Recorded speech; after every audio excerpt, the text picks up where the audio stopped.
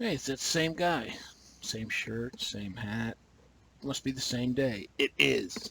But let's just jump in. I'm kind of on a roll here. I've had far too many Mountain Dews. So let's see if we can get through the Cold War in a reasonably expedient manner without leaving out a bunch. Because, like I said before, this is the jumping off point into kind of the modern world that we live in now.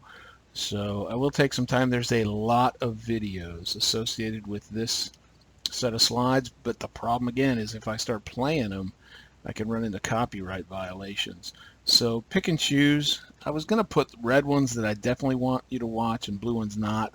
They're all decent. I'll just try to emphasize there's a couple, there's always a pecking order. So there's some that I think are better than others. The ones that are the best, I'm probably going to we're going to watch again in class just for those that don't, or they're worth watching 5 or 6 times, which is what I've done at this point, but I still enjoy them. So let's jump in. The bomb and the Cold War. The bomb being the dawn of the nuclear age now. Right, with the end of World War II, the United States, the only country to ever drop 2 nuclear weapons in anger. Now, there's obviously more countries now than back then. We were the sole proprietors of nuclear weapons. But it's not going to take all that long for the Soviet Union, and then you're going to see other countries like England, France, then you see India, Pakistan, China, um, and now today North Korea. So we don't hold the keys to the nuclear cabinet by ourselves for very long. And the Cold War, what is it? We'll talk about that. But you can see the time frame, at least for this chapter, is 45 to 60. So the end of the war till the Kennedy administration. But the Cold War itself really goes until you could say 1990, right? The collapse of the Soviet Union and the fall of the Berlin Wall. So that's a significant second half of this 20th century is the Cold War. Okay, so that's chapter 28. Just a little kind of trivia for you. Again, don't take me the wrong way. I'm not saying this was good, but German uniforms, kind of interesting, right? And ever heard of Hugo Boss? Yeah, oh, they look good because he was the designer of. So if you watch the movie Valkyrie, the costumes in that were fantastic. They were very accurately done. And then I showed you this when we were talking about the black codes back in the post-Civil War South. The idea of determining ancestry and the idea if you had any black blood in your bloodstream, right, in your ancestry, that made you black. Well, that's why I used this. The same idea. This was the Nuremberg codes as far as determining if you were a Jew, which could be detrimental to your health in Nazi Germany. And so, kind of the same idea. If you have any in your background, um, German blood, mixed blood, Jew. Right? And it went back to different ancestries. And you can see there was a code to it, like how much. Um, but again, in most cases, if there was any, you were in tough shape. You might want to flee, like Einstein. And Nuremberg is a hub, the Nuremberg codes, right? This Nuremberg, look at that rally. Now, this is before the war starts. This is in the annexation of the Sudetenland and moving toward taking Czechoslovakia. Look at that as far as support for the Nazi Party and all the symbology involved. But the reason I show these is not in praise of, is because the Nazi Party comes to a crashing end at the same place. And they have a series of trials for military, for doctors, for lawyers, um, for Nazi Party officials in Nuremberg. And a lot of them are sentenced to long prison terms. Some of them are sentenced to death. Some of them kill themselves as opposed to go to jail or suffer the humiliation. Because now that the war is over, when they had hegemony, when they had control over Fortress Europe, it's like we can do whatever we want. But now the rest of the world sees what cowards and criminals these guys are. And so they don't look all that happy being there, and they shouldn't be. And so the 2 blue stars, one's not actually a video. It's a Wikipedia list of Nazi war criminals, and you can go down and look at like a Hermann Goering who commits suicide. But the big names within the German military and socio-political ranks and what happened to them. And then this is one, I would put this one top of my list. It's a scene from the movie Judgment at Nuremberg, and it's about the Nuremberg war trials. Burt Lancaster is the actor, and it is a stunning scene. He is Ernst Jannings is his name in the movie, and he is actually based on a real German, and I'd have to look it up, but what he says, what he does, he describes how a country can go so far off of the rails, and he does it spectacularly. Right, so I definitely recommend watching this one. We're going to watch this in class again. It's worth watching over and over again. And you can see the amount of time this took. This was no small thing because there were so many war criminals to be prosecuted. That still happens today. Slobodan Milosevic, right? We tried, when I was in Bosnia, we tried to capture that guy for a year and a half. Never did, but he finally got caught and prosecuted at The Hague, the World Court. So, a little scale and scope, the cost of war. Is it, as we start talking about the Cold War and the Soviet Union and their distrust and fear of the West, well, let's look at the cost for the Soviet Union. Far and away, the biggest as far as blood, military and civilian. Look at that, the number of casualties. And not to minimize, but you can see a lot of this, the China piece came from the Sino-Japanese War. Germany, Japan, right? We go down, U.S. Not to minimize, I mean, that's still significant, nearly 500,000, but no significant civilian losses and no death and destruction of the home front. So yes, our lives are disrupted. You saw the kids collecting metal. You see the rationing, all of that. But as compared to Berlin, U.S. is in much better shape, cost of war wise. What did we do though? The Lend-Lease program, the arsenal of democracy, the economic cost, we bear quite a bit of that. But look, Germany's not far behind, nor is the Soviet Union. But would you rather spend treasure or blood? And what we're going to see too is because of the tooling up and the development of this military assembly line that the U.S. has, that's part of what helps us dig out of the Depression. Now the question becomes, and this happens at the end of big large-scale wars, is how do we change from building tanks and airplanes into building something else so that we don't have this economic rise and then the war is over and all of a sudden we've got all this production and nothing to produce, and you go into a post-war recession, which happens a lot. The reason we don't, if you look at these slides, because we're one of the only ones capable of producing what the rest of the world needs, because there's so much destruction on an almost global scale. So the U.S. benefits massively economically from this as well. And that's part of why the Marshall Plan was able to be put together, really, is because we're the only ones capable of doing it. George Marshall said that himself. We're the only ones that can do it. If we don't, nobody will. Just another, try to give you an idea. This is a complex chart, but the question here is there any wonder the Soviets were concerned about a reemergence of Western European power? This is the second time some knucklehead in a funny hat has come storming into their country. Napoleon, then Hitler.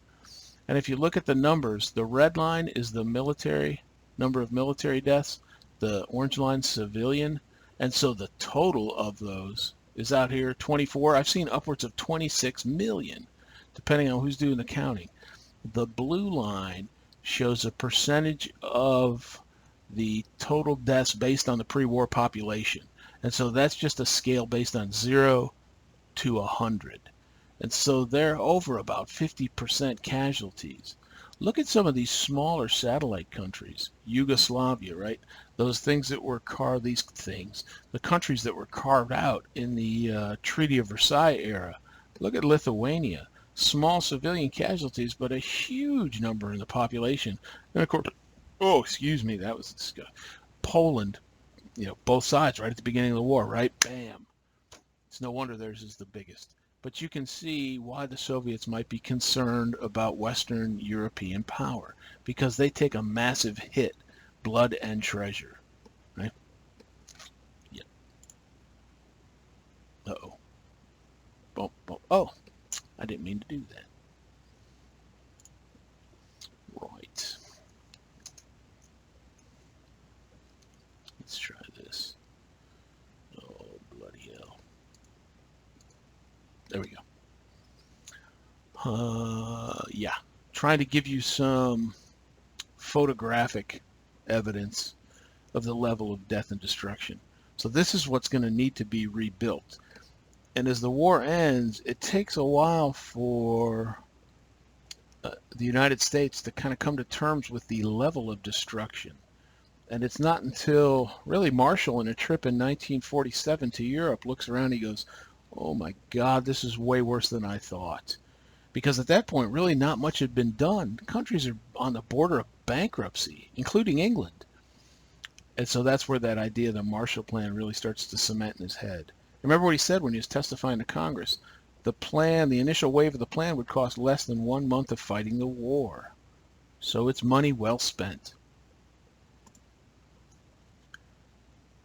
You see these and you're like, what? But there's people still living here. And that's what I tried to show you when I talked about Sarajevo, having driven around there. It looked like this.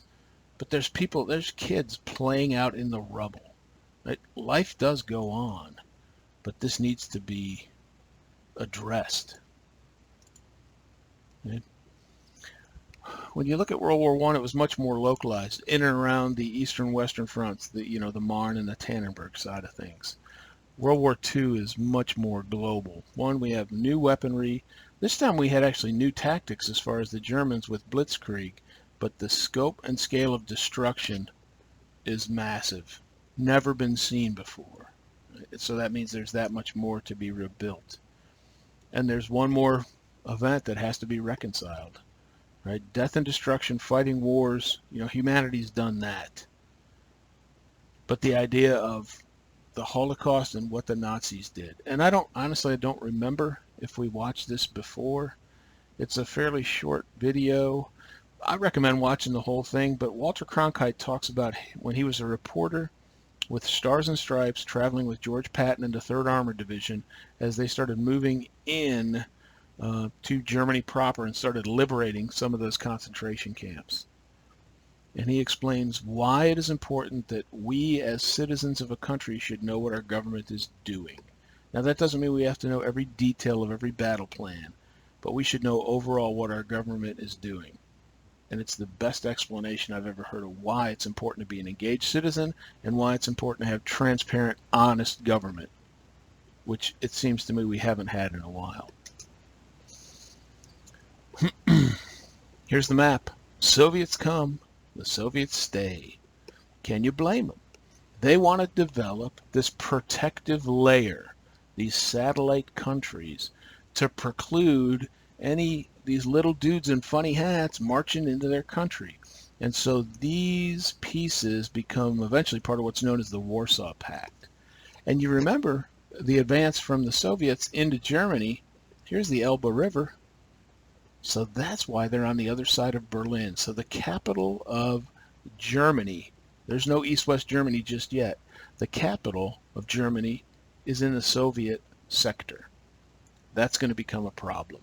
And you see what Churchill's going to eventually call the Iron Curtain, this line of delineation between East and West. And it runs north to south in Europe. Now there's no wall there yet. The Iron Curtain's metaphorical to the different sides.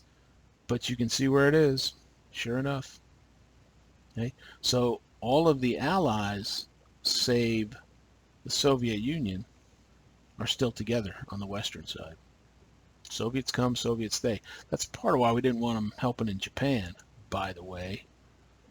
And so what we see developing in this burgeoning Cold War is this anti-communism rhetoric.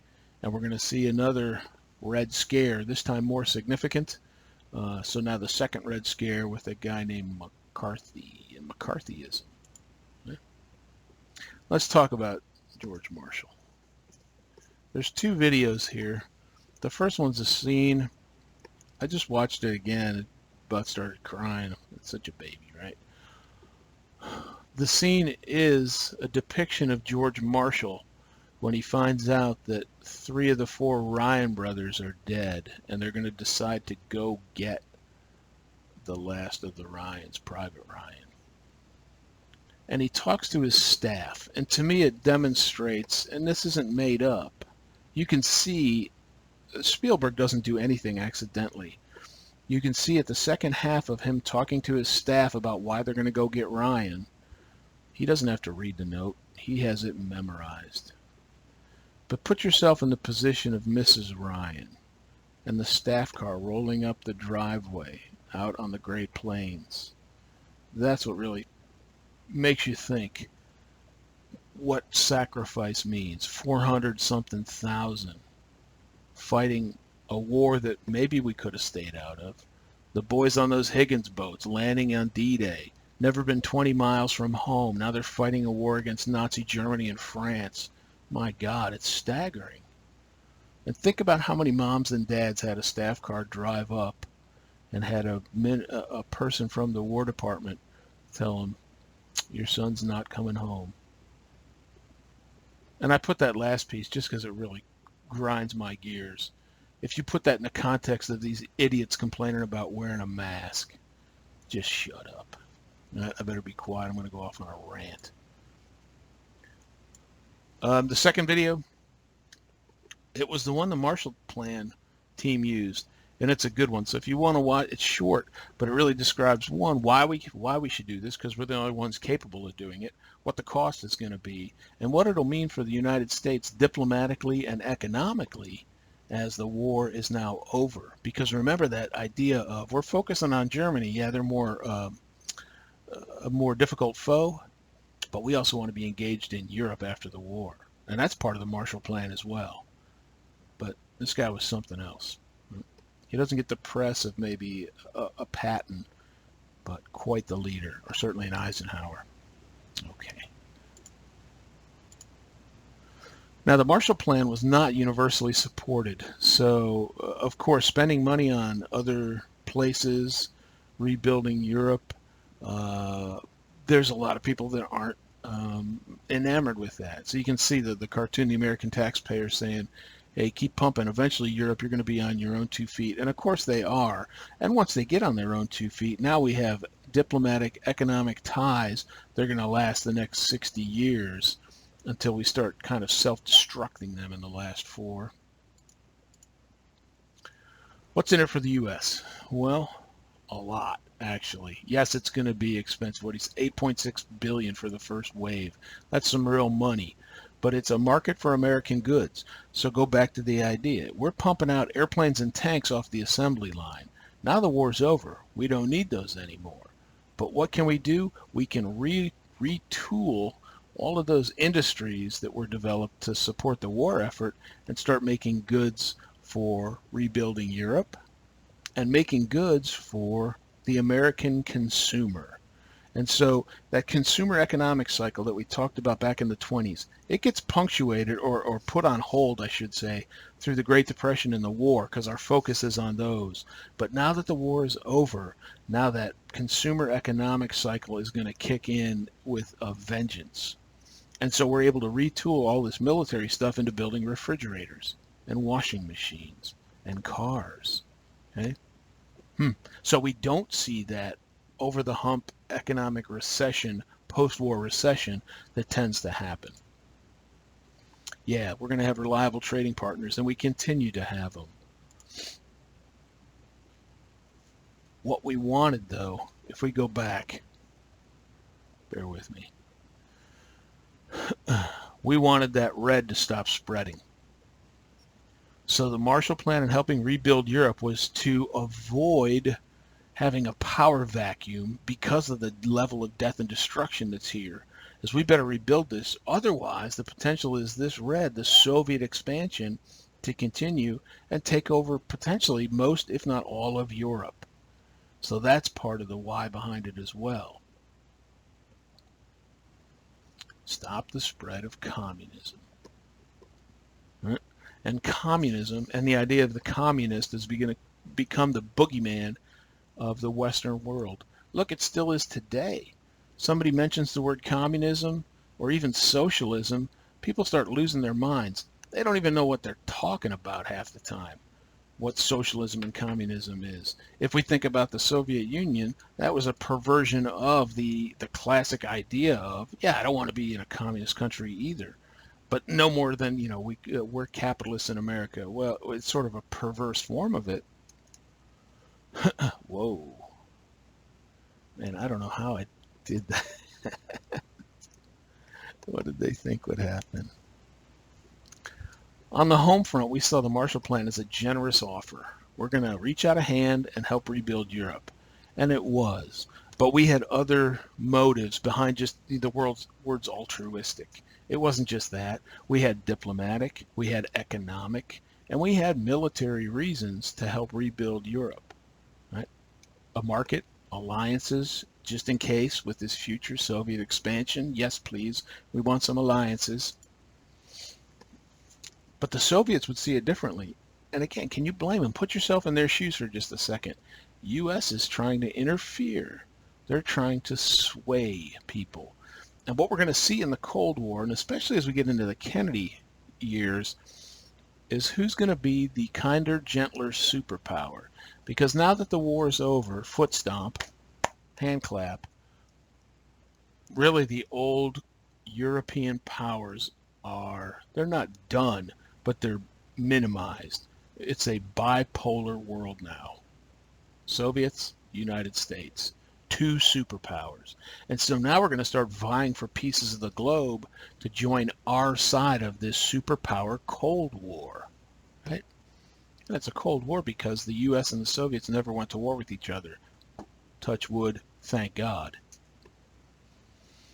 Marshall Plan, largely successful. Absolutely.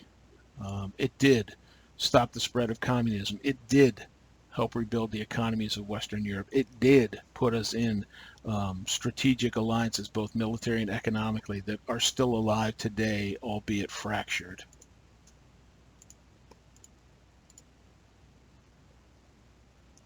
Could you say it escalated? It certainly exacerbated some of the splits between the Soviets and the West and the United States.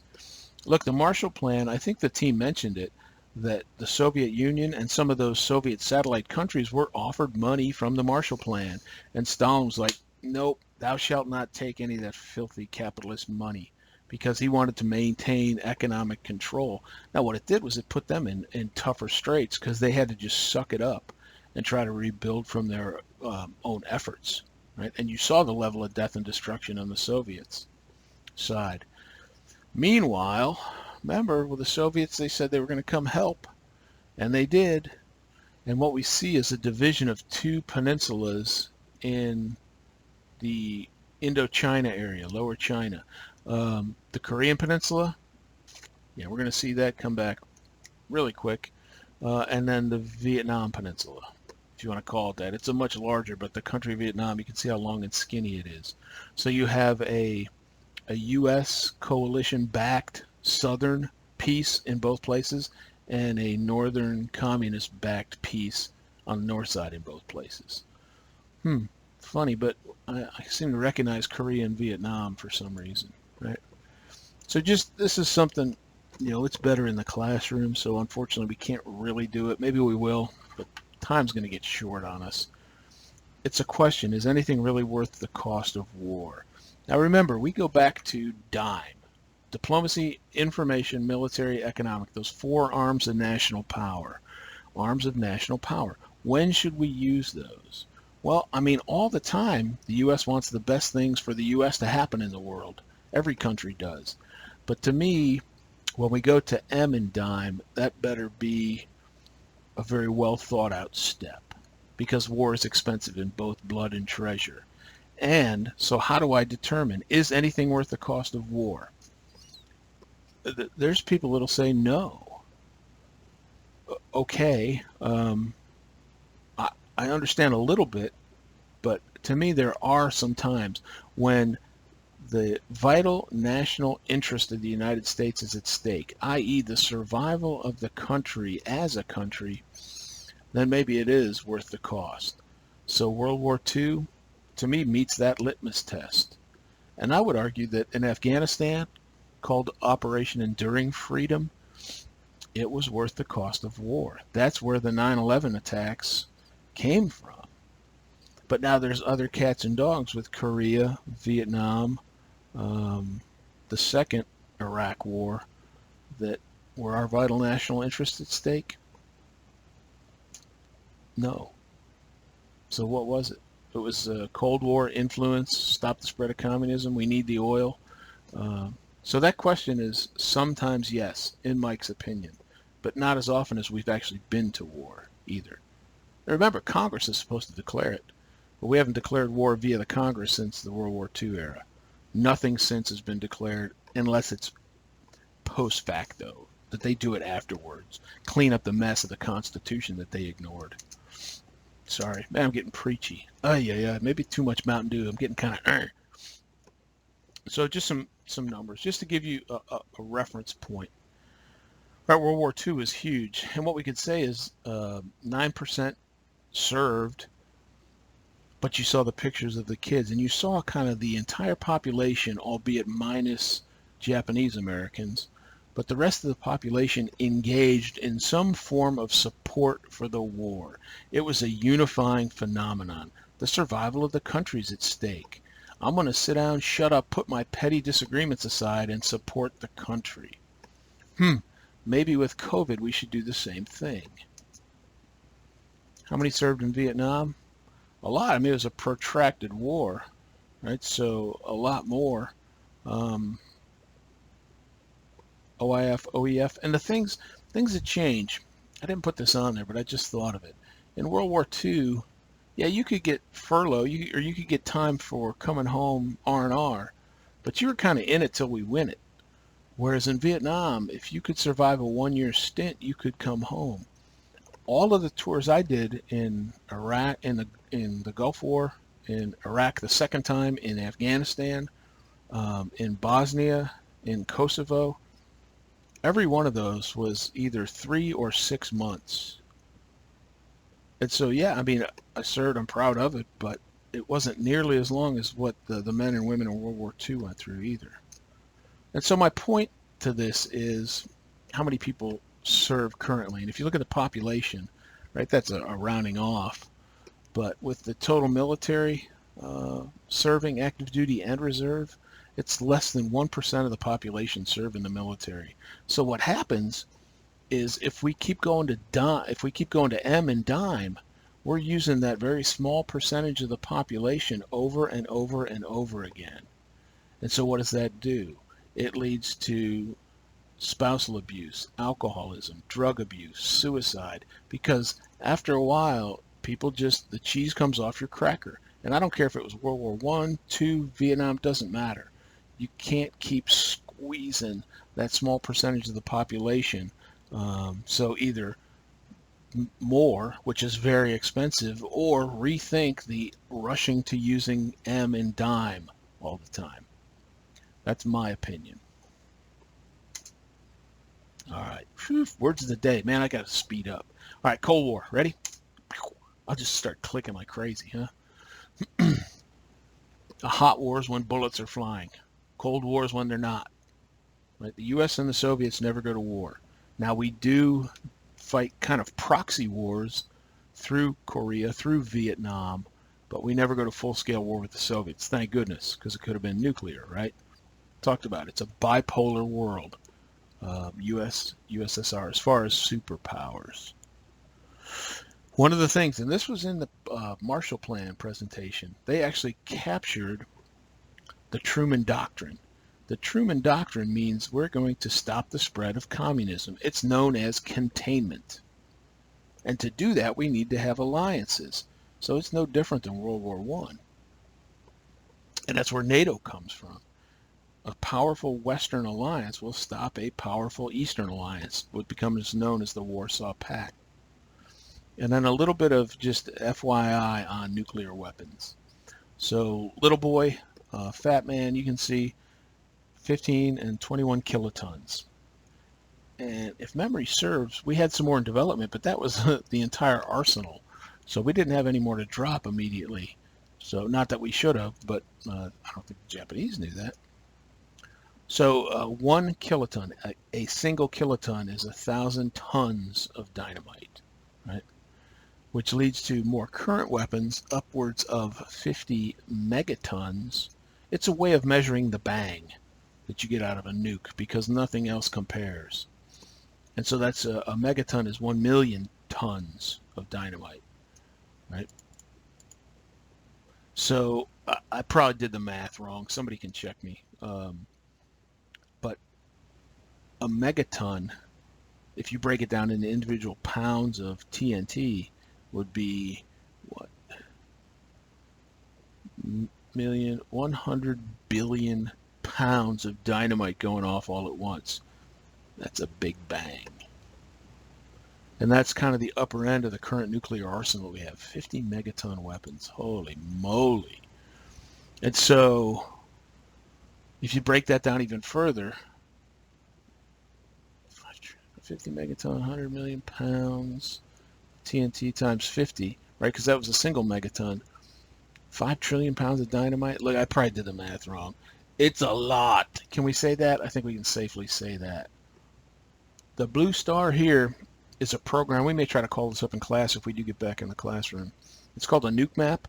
And what you can do is put in a city. I mean, you can nuke Chickamauga if you want. You can nuke Dalton. But the bigger cities are more illustrative. Atlanta, I did an example where I took a 50 megaton bomb and dropped it on New York City. And it's not like, it doesn't look like this. What it does is it's a mathematical calculation and it shows the radius of damage and death from a 50 megaton. Look at the numbers. One 50 megaton bomb, 7.6 million dead and 4.2 million injured from one. So now, with the arsenals of the Soviets or the United States, if we went down the coastline from Boston, New York, Baltimore, Washington, and just continued, Atlanta, right, and other places that had military installations, the death and destruction would be staggering, inconceivable, honestly. And look, this is going to sound kind of cruel, and it is, but so is war. And maybe it's better in planning to try to injure more people than kill them. How could I say that? What a nasty thing to say, right? Because if I injure you, now I have, either we just let you die, or we have 3, 4, 5, 6, 7, 8 people taking care of you, the injured, and so it sucks up more resources trying to save the injured. I mean, if you see this, and this was the image when I was a kid, that this is how the world was going to end. So if you're sitting here and you see that, you won't have much longer to worry about it because poof, you're going to be vaporized. But if I'm out much further than that and I get radiation burns and poisoning from it, that sucks up a whole lot more resources than if it's me in that high rise and I'm vaporized. Now I take no resources. Right? And I'm not trying to be cavalier or smart alecky about it. It just is.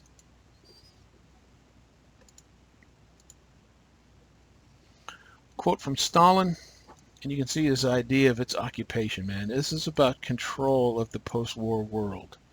And then the blue star is it's a piece of Churchill's Iron Curtain speech, but then there's some really good, interesting, at least, propaganda that follows. And as you watch it, and this was one I would watch as well, kind of the style and the music and the pictures and the words that they use. And you can see it because they look at it from both sides. They look at Western American propaganda and then Soviet propaganda after the war. And you can see, man, we are rushing into this Cold War where we don't trust or like each other. And we were just allies. So how can that be? Well, it goes back to the enemy of my enemy is my friend. So while the war is going on, we're both trying to defeat Germany. Once it's over, we start giving each other the stink eye. That was on Speaking of Jeopardy, man, I was bummed. Alex Trebek died. That's sad. He was just a decent person. All right, end of the war at home. As we prepare for the return of the fighting men and fighting women too, women flying airplanes, women in the medical corps, we want to address that kind of bonus army problem. All the boys, and I'm just going to use that generically, coming home, right, and fought for so long. We can't just give them the stiff arm. And so how do we address this? And so one of the ideas, and it's still around today, and I used it to get my PhD, is the GI Bill. So we're going to give these returning GIs some money to do something with. You can buy a house, you can start a business, you can go to college, you can invest it to try to soften that blow. And the other thing we want to do is open up some jobs for them to move back into. Right? So there's not this depression/bonus army mess. We want to get them back to work. Okay, well, as the boys start coming home, who was at work? It was Rosie the Riveter, and it was minority. Excuse me. So that means we have to move them out. And so I briefly mentioned this, and I'm being a little facetious, but there's a kind of a propaganda campaign that develops in the early 50s of the idealization of the nuclear family, they call it. Dad goes to work, mom with 2.4 kids and a dog stays home and tends to the housewife job, and that's the way it's supposed to be. And it kind of works. But the thing is, a lot of the women who worked in the factories and helped win the war on the home front enjoyed it. And so you see a continuing slow push toward equality in the workplace and women at work that's still going on today. Right? And then a piece of, remember unions, remember going back to Samuel Gompers and the AFL and the idea that happy workers and happy bosses make for a good company. We start to see a little chipping away here, not a lot yet, but a little chipping away at the union idea. Okay? We can't just have closed shops where it's only union folks. It has to be open to both. Okay? And this Taft-Hartley Act is still in effect today. And so you see that. We see it in Chattanooga constantly, the struggle between the voting for the union and not at Volkswagen. Look, back when it was first started, unions were extremely important to workers' safety, pay, health and wellness, etc.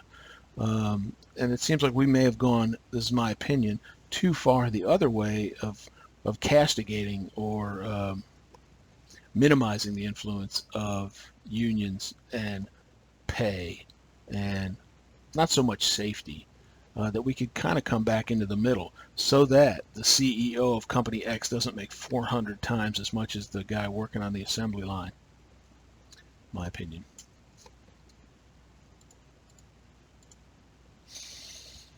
So the buy the house piece, the GI Bill, what you start to see developing now is, if you remember back into the turn of the century, we talked about the expansion of the walking city with trolleys, then with subways and trains, etc., that we could expand out a little bit. Now we see a further expansion into what we know today as suburbia, right? The real suburbs.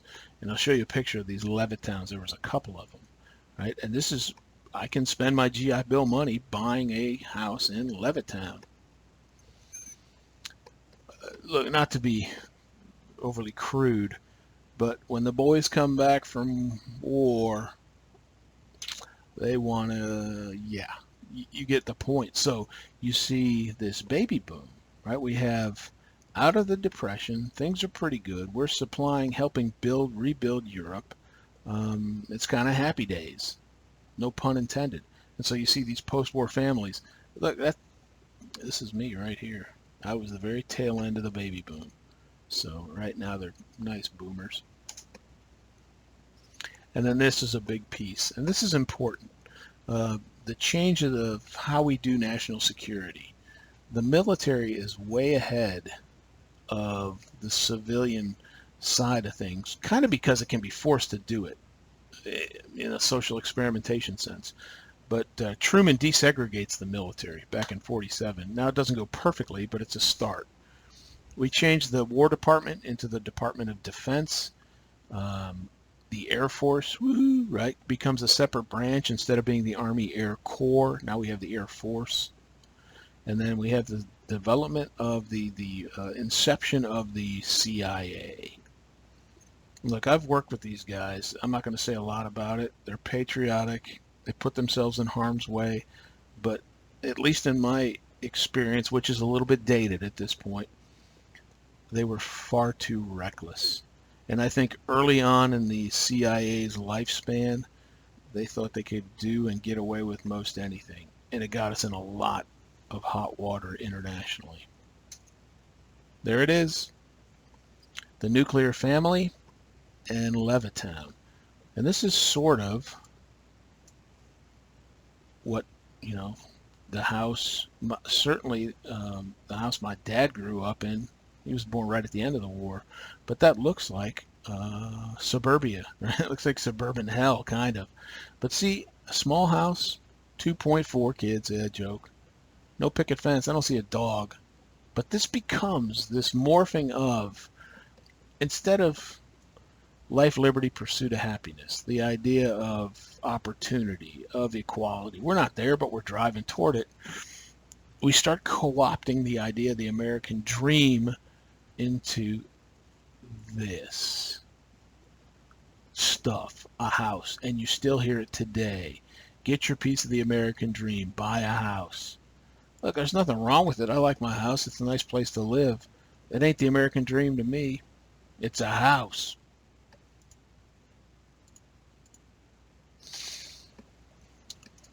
Okay.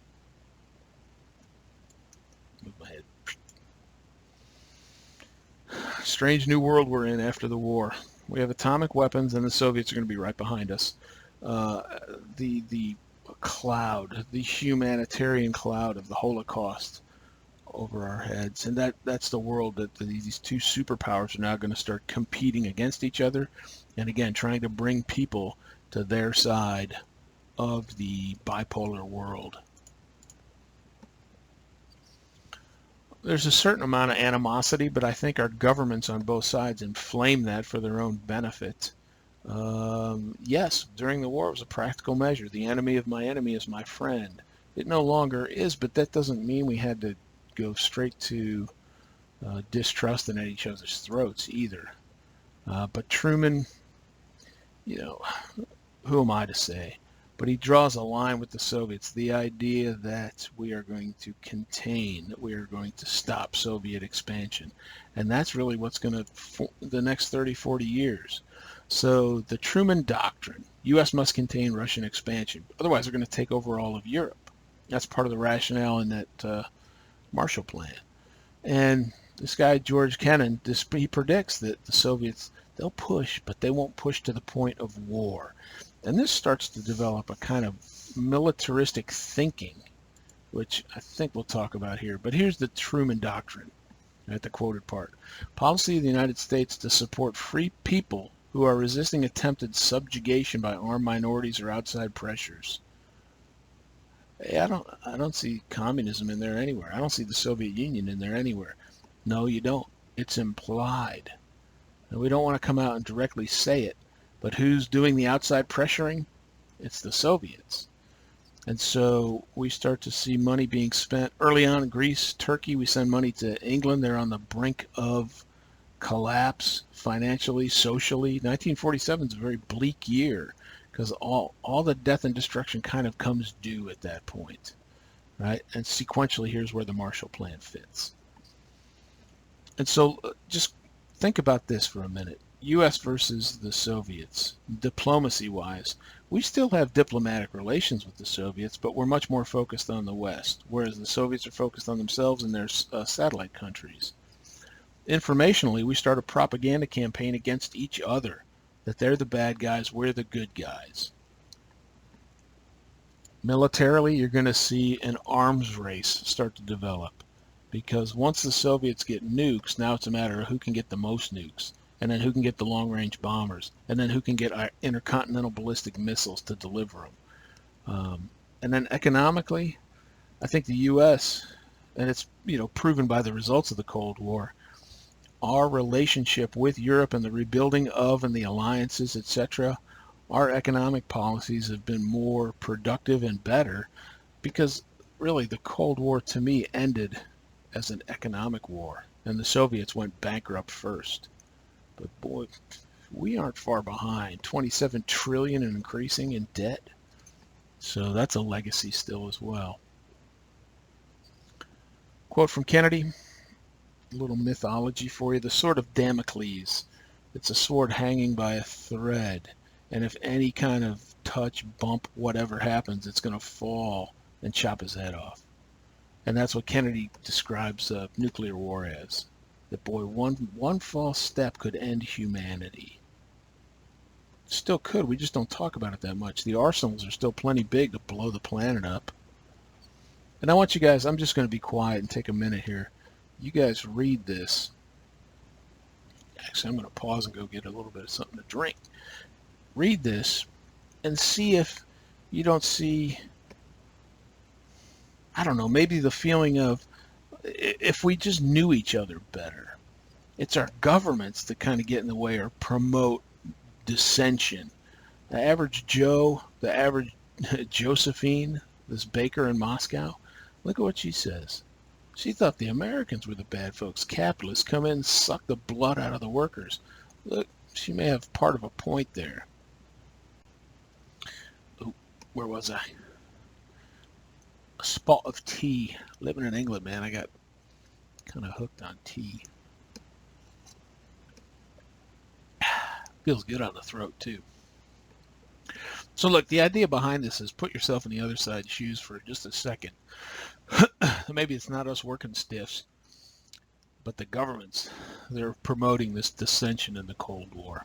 Okay? This placement of Berlin, remember it talked about in the,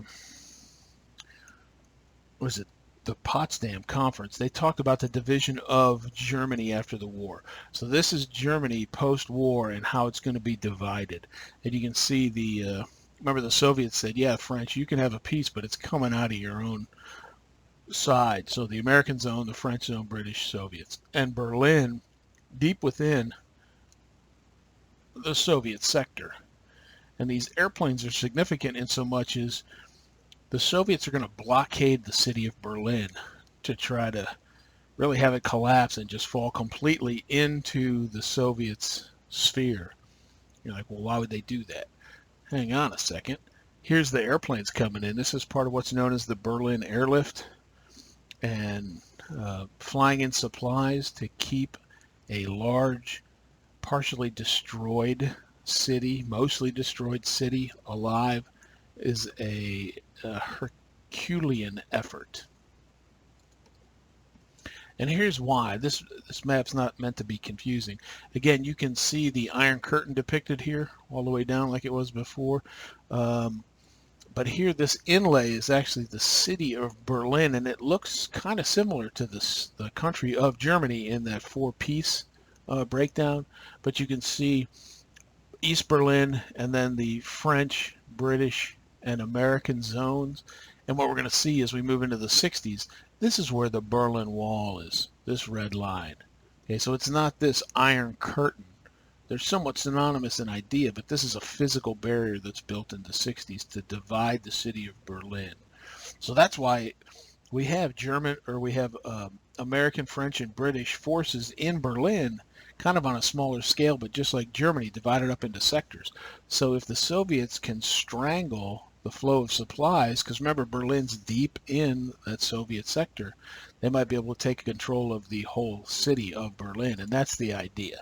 And so the Berlin Airlift, the video is pretty good, short, explains it and the quantity of stuff, but the Soviets blockade Berlin, and part of it is a propaganda, not a propaganda campaign, but to show the weakness of the Western alliances. Okay, they want to show that they are superpower, right? So we're going to try to take control. So that means we have to supply, we being the West, have to supply food, fuel, because it gets cold there. The stuff, the basic Maslow's hierarchy, right? Food, water, and rebuilding some shelter. And so in response to the blockade the Berlin airlift is conducted, and it was kind of a high risk um, idea. Remember, um, we need to fly in everything because before it used to come by rail or by truck. So now you have to fly it in. So you look at the quantity and duration of and amount of food being brought in this airlift. It's pretty amazing. And so it actually slowly starts showing that it's going to work. And so by the spring of 1949, it's succeeding to the point that they're getting more stuff by air than they did by rail or by truck. And so the Soviets kind of see the futility of it. They thought it would never work. They were probably right to think it wouldn't work, but it did. And so the blockade is lifted.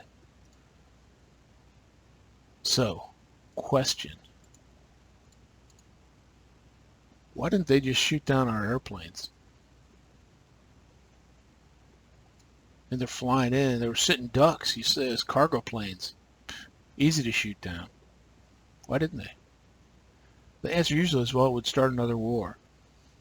Okay. So, think about the weapons we have. The United States has nukes. Soviets? Not yet.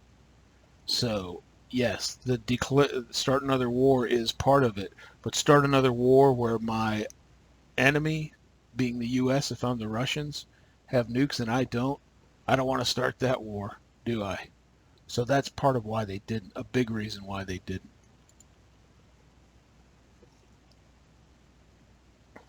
Iconic picture of the day. But this was a super close election, and all the prognosticators had Dewey defeating Truman. Sounds like 2016, doesn't it? The polls were wrong. Holy moly. So Dewey holds up, or Truman holds up that newspaper because they had to print it ahead of time, and of course it was wrong. You can see how far off they were. If you look at the electoral vote, the popular vote, not hugely different, but electoral vote count significantly. If you look close, you can see Tennessee had some faithless electors, some rogue electors. But look at this, these gray states. That was Strom Thurmond from South Carolina in the so-called states' rights. It was a reestablishment of white supremacy political party. And look, he garnered, not a ton, but some electoral votes because a big chunk of the old Confederacy went with him. And we're going to see this again a little further down the road with a guy named George Wallace and the same idea. Call it states' rights, call it whatever you want. It's a white supremacy movement.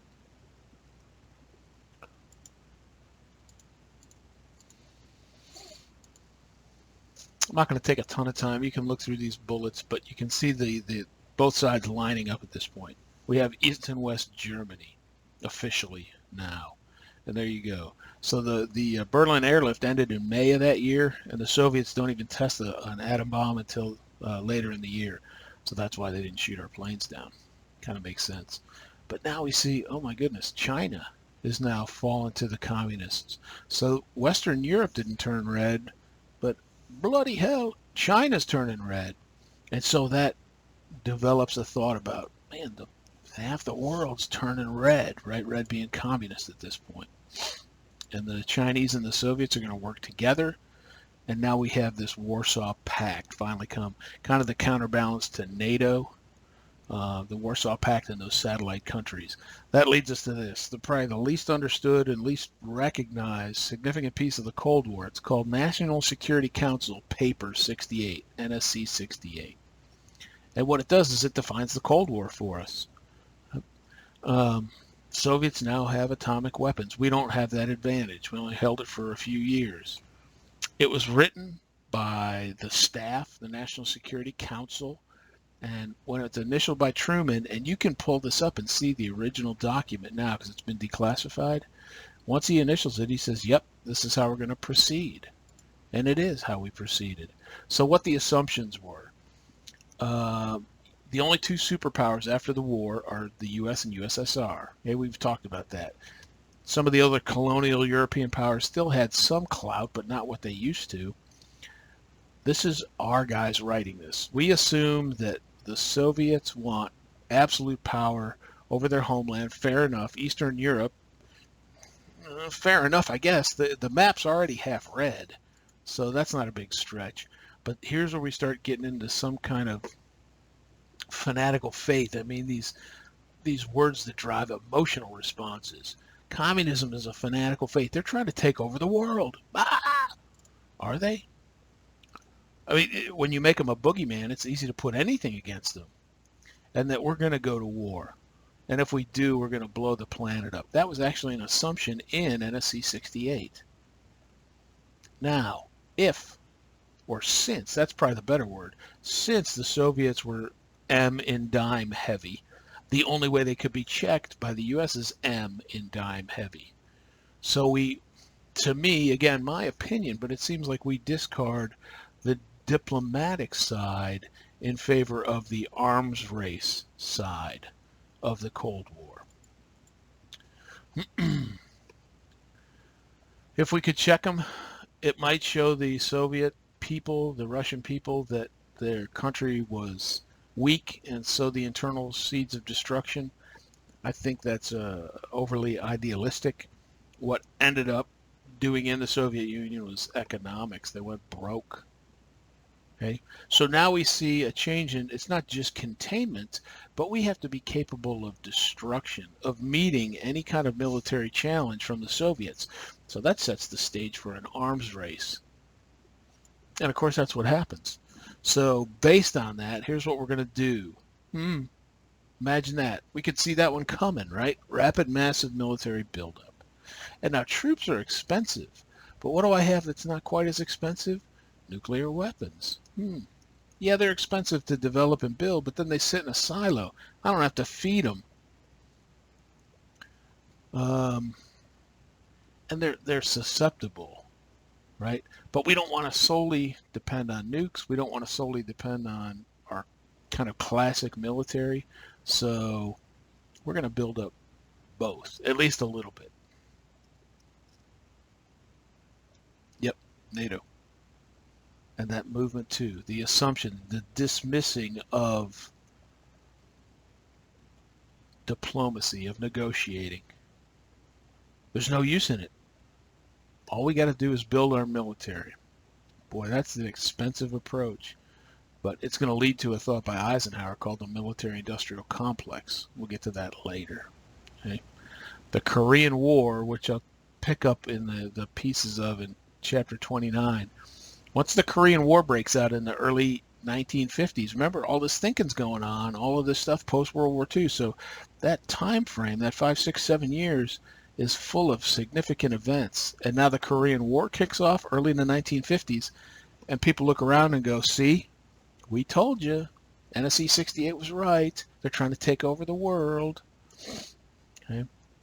Second Red Scare, I'm going to just, I'm doing a disservice to it, but just for sake of time, McCarthy is an egotist and seeking fame and fortune, right? And so he comes up with this idea that there's communists and they're infiltrating all parts of our country, not to mention 250 in the State Department. Most of these, in fact, almost all of these were false, but he ends up ruining people's careers in government and Hollywood and academia by accusing them of being communists, or at least communist sympathizers. And this mania, the Second Red Scare, develops where people start listening to it. And boy, does that sound familiar to some of the disinformation I'm hearing today. Like most people with that kind of personality flaw, he overreaches, and it reaches a point where the Senate's like, let's get rid of this guy. They censure him, and he kind of goes down in flames, right? Fortunately. But for a few years, he kind of led or had run of the headlines. That's really what he wanted. So the Blue Star is a good medium-length video about McCarthyism. And trying to wrap up at the hour mark as we're getting close. This one's just kind of fun in a way, but you can see that some Hollywood producers, probably partly in fear of McCarthyism, came up with these propaganda movies. Look at that nameless, shameless woman. I married a communist. Good Lord. And the Blue Star is kind of a breakdown of propaganda, and it goes through, well, if they read the paper, if they spout communist ideas, they might be, but you put all four things together, they must be a communist. And so you can see the vilification of that other side. It's not quite as overt, I guess is the right way to put it, of the Japanese propaganda posters of World War II, but boy, it's out there. Right? And even without McCarthy, once he's off the center stage, this red scare, or this fear of communism, let's put it that way, continues really throughout the Cold War and even to today. You mention communism or socialism to people of my age or older, and they go back to this kind of era, right? Eisenhower kind of talked into running for president, famous, right, as the Supreme Allied Commander. He runs, promises as part of his run for the presidency to end the war in Korea, which he does. Right? And so we've jumped over the Korean War. We will come back to it. He threatens to use nukes, but the bluff works, and it helps bring the war to a conclusion. Have we ever done that since? The answer is yes. In Desert Storm, I remember it was James Baker told Saddam Hussein that if he used chemical weapons on me and my buddies and all the troops in Saudi Arabia where we were stationed, that we would nuke him. We wouldn't. We didn't, but the threat worked. We got Scud missile attacks, but they never had chemical weapons. And he got hurt running to the bomb shelter more than the Scud missiles, I think. People falling down, busting their heads. Yeah, anyhow. So back to the sword of Damocles to kind of wrap up. Remember what Kennedy said, it's this hair trigger. And so this idea, this kind of overriding fear of a potential nuclear war with weapons that can destroy the world is out there. And so the Blue Star is a video that I remember watching as a kid. And it's kind of a cartoonish mixed in with live action about duck and cover. And we used to do those duck and cover drills. Get under your desk, cover your head real tight, and you'll survive a nuclear attack. Well, the last slide is chock-a-block with Blue Star videos. And so the government couldn't say, you can duck and cover and you'll look like a little piece of charcoal duck and covered, but that would prevent or promote mass hysteria. So we had to give this kind of false security, this placebo effect of, hey, just duck and cover, it'll be all right. Some people might lose their lives, but even with that, if you're afraid, you can buy, and I know this is real hard to read, the Kitty Cocoon. It's a bomb shelter. And look what's in there. Canned food, canned water, portable radio, 4 cots. This, I believe, is some kind of air purification system. What don't you see? A toilet. Right? Because nuclear war, even if you survive the blast, the fallout, and the half-life of radioactive elements, you could be in here 6, 8, 10 months, depending on, what was it that made the bang. Uh-oh. Dogs are going crazy. Must be time to end. It's so, you look at that, you tell me, you got mom, dad, and what is it? It looks like 3 kids, right? 1, 2, 3. How long are they going to maintain their sanity in the kitty cocoon? It's almost a Lord of the Flies situation where dad's going to come out with his underwear on his head covered in blood and everybody else is dead. That's terrible, isn't it? But watch the duck and cover. It kind of captures the time and the era and, this idea of it'll all be okay, because we can't really tell you the truth. Ooh, typo. I just noticed that. Under the satiation, it's under the situation. Bonehead. Oh well, I'm not going to fix it. And so here it is, the last video. You've got the first one's a long national defense video, which kind of steps through the process. Let's face it, it's called. Let's face it, we might get attacked. But the one I would guide you to is this one. Test footage from Operation Q. It was a very small test, but it was about the same time frame as the duck and cover video. So I can show you Tommy the Turtle, or Bert the Turtle is what his name was, ducking and covering. Or I can show you Operation Q, where the house and the building just gets vaporized. Which one should I show? So that's why you get Bert the Turtle. This one's interesting. It's a time lapse of course, the first two, Hiroshima and Nagasaki, but then all of the nuclear tests that happened through the 1980s. And what you'll see is the little blips and how quickly they develop, but then the countries that are part of the nuclear club. So we'll have the United States first, and a few years later the Soviets. Then you see, the China, the Britain, the France, the Pakistan, the India. You'll notice that there is no North Korea on there, but we know they have them now. And then just to end on a happy, dark comedy note, the last two come from a movie called Dr. Strangelove, which is one of my favorites. My wife hates it, so it's kind of like Monty Python. But there's a couple scenes that show kind of the callous nature of nuclear war, that we're talking about millions dying in just, offhanded ways. And then the final scene, I'll let you watch it if you've never seen it. It's great. All right, so a bunch of, pick and choose. We'll probably watch a few of these if and when we get back in class, but that's kind of a speed through, but it gets us, it sets us a good baseline into the Cold War.